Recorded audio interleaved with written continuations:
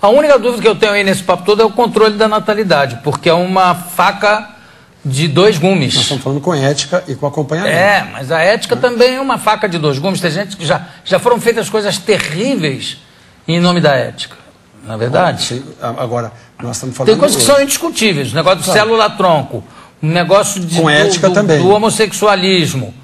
Sim, tudo isso. Mas o controle da natalidade é, sei lá, não é que eu seja contra ou que eu seja nitidamente a favor. Mas eu acho que cada caso é um caso. É difícil eu criterizar. Então eu vou perguntar, por exemplo, agora quem está entrevistando sou eu vou perguntar para você o seguinte: qual é a posição da igreja anglicana em relação ao aborto? Olha, primeiro, quem é que é a favor de aborto? Quem que é a favor de aborto? Ninguém é a favor do aborto. A igreja romana, ela tem o quê? O Código Civil Romano. Dura lex sed lex. A lei é dura, mas é lei. Roma locuta, causa finita. O Papa falou, acabou. A igreja anglicana tem a tradição do common law, o senso comum. Então eu vou lhe responder já. O casal está ali, vamos transar? Vamos. Aí se engravidar, aborta. Está errado. Está errado, não está certo. É aético.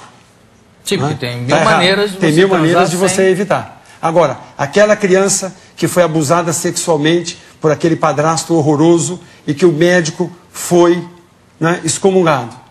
Não tem que excomungar médico. Você tem que prender o pedófilo e não deixar ele sair mais. O problema está no pedófilo, não está no médico. Eu fui e sou a favor, naquele caso, do aborto daquela criança. Sim, cada caso é um caso. Cada caso é um caso, você vai analisar caso por caso. Porque quando você chega e generaliza, por exemplo, quando eu estou lá na creche... aí você tem que criterizar, aí fica difícil criterizar onde é que nasce, quando é que começa a vida, quando é que não começa. Não. Porque aí tem gente que começa a criterizar, por exemplo, no radicalismo oposto, já teve caso de criterizar, de dizer assim, não, judeu é sub-humano, vamos matar os judeus. Então eu acho que essas generalizações são sempre perigosas. Mas as pessoas generalizam, como, por exemplo, muita gente chega para mim e fala, você é da igreja do Henrique VIII? É. Não. Como não? O Henrique VIII é que é da igreja. Mas que ele comeu a Catarina, comeu. Mas não deu pro Sebastião. Não deu.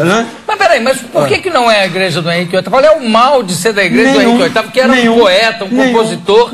E tinha um fogo sexual muito forte. Por que as pessoas não dizem? Mas ele foi fundador da igreja. Por que as pessoas não dizem assim, puxa, que legal que você é da igreja do William Shakespeare, que se ele fosse da romana, ele não poderia escrever naquela época, e você sabe disso. Mas aí já era Elizabeth, era filha do Henrique VIII. Mas ele podendo dizer que pela primeira vez, olha, eu tive uma aula assim no seminário, e que achei linda, bacana, quando ele falou assim pra gente, olha, o William Shakespeare foi o primeiro a escrever e a dizer, a mulher tem direito também à escolha. Só não tinha direito de entrar no palco, fazendo papel de mulher.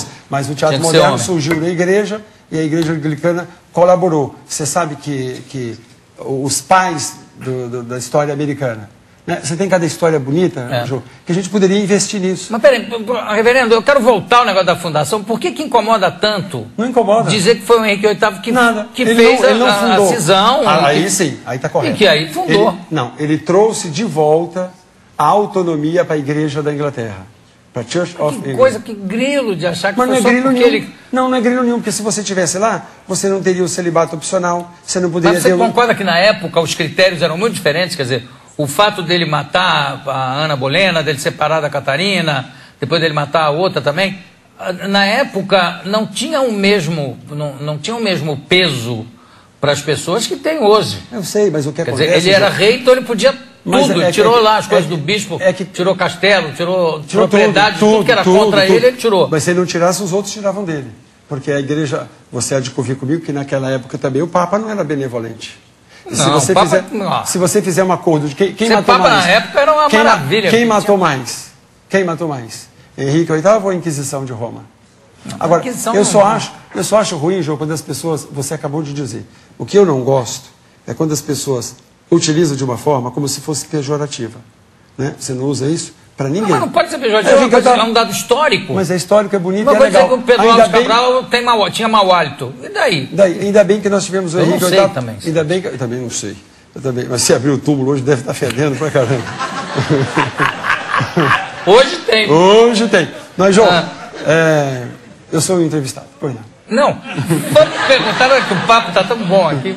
Tá bom, não tá? Essa conversa não tá boa? Ele só não perguntou agora ainda por que eu sou muito procurado para fazer casamento. Não, isso aí é de menos, para mim é menos importante do que ter você aqui conversando sobre quem você é e como você age, o que você pensa. Isso é que é interessante. Legal. E é claro que a consequência disso é a série de casamentos que você faz, e que você abençoa casais. Não tem nada melhor do que isso, Nada. como E profissão. o que eu acho bacana, João, que eu queria dizer, e foi que a palavra inicial que eu disse para essa plateia maravilhosa e para as pessoas que estão nos ouvindo em casa, é a seguinte, né? O livro de autoajuda mais vendido no mundo foi O Segredo. Não precisa comprar o livro.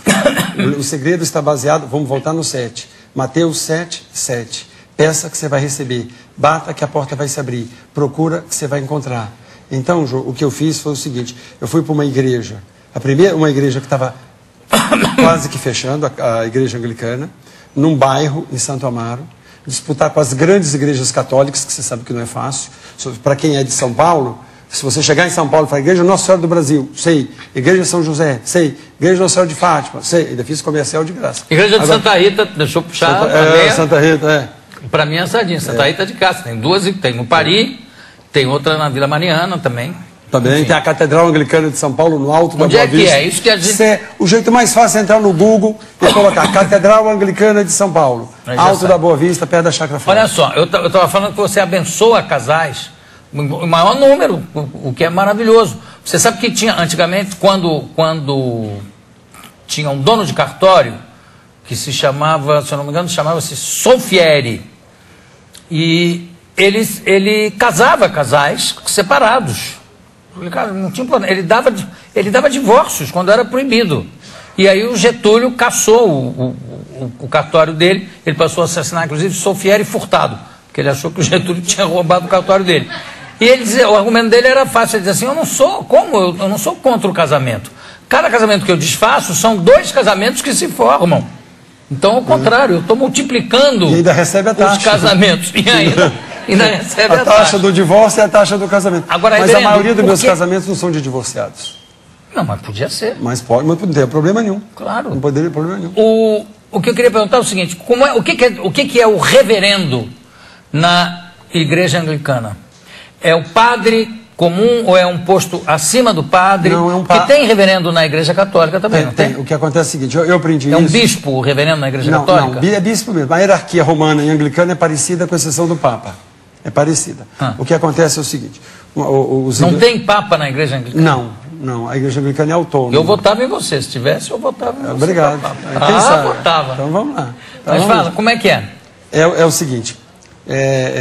os ingleses me explicando assim, quando os ingleses falam com você, eles falam assim, Father, padre, mas se ele vai falar de você, ele fala, my reverend, não é? Porque senão ele vai falar assim, my father, o seu pai, não, meu pai não, o meu priest, confundir por causa não confundir. do padre com mas, como é em espanhol também. No espanhol não sei.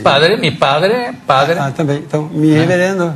Né? Então, quando a igreja veio para o Brasil, e ela foi proibida de usar qualquer coisa que se parecesse com a igreja de Roma, tanto é que na catedral que eu estou agora, que vai fazer 50 anos, eu fui o primeiro a colocar sino. Então os ingleses me falaram, olha, houve um acordo... Era proibido? Proibido ter sino, proibido ser chamado de padre, era proibido celebrar em português. Né? Então eu falei assim, olha, foi feito um acordo. Falei, mas como eu não sou inglês, eu não fiz o acordo. Então eu fui e coloquei o sino. E o negócio do reverendo, quer dizer, o reverendo é um bispo? Não, eu sou um padre, eu sou um sacerdote. Meu padrinho de ordenação é o padre Zezinho, famoso da igreja romana, que Marcelo Rossi, todos os que estão aí, devem muito a Zezinho. Mas então, é isso que eu digo, qual é o você falou, eu sou bispo, você é bispo? Não sou bispo, nem quero. Não, eu digo equivalente eu sou equivalente ao padre. Eu sou um padre, só que como eu estou numa catedral, numa igreja romana, eu seria o titular da catedral. Na Inglaterra se chama Dean, é o deão, é um posto, lá na Inglaterra é muito importante. Inglaterra, Canadá e Estados Unidos. Agora aqui no Brasil nossa igreja é muito pequena, né? Mas eu sou um pároco de uma igreja, um vigário de uma igreja.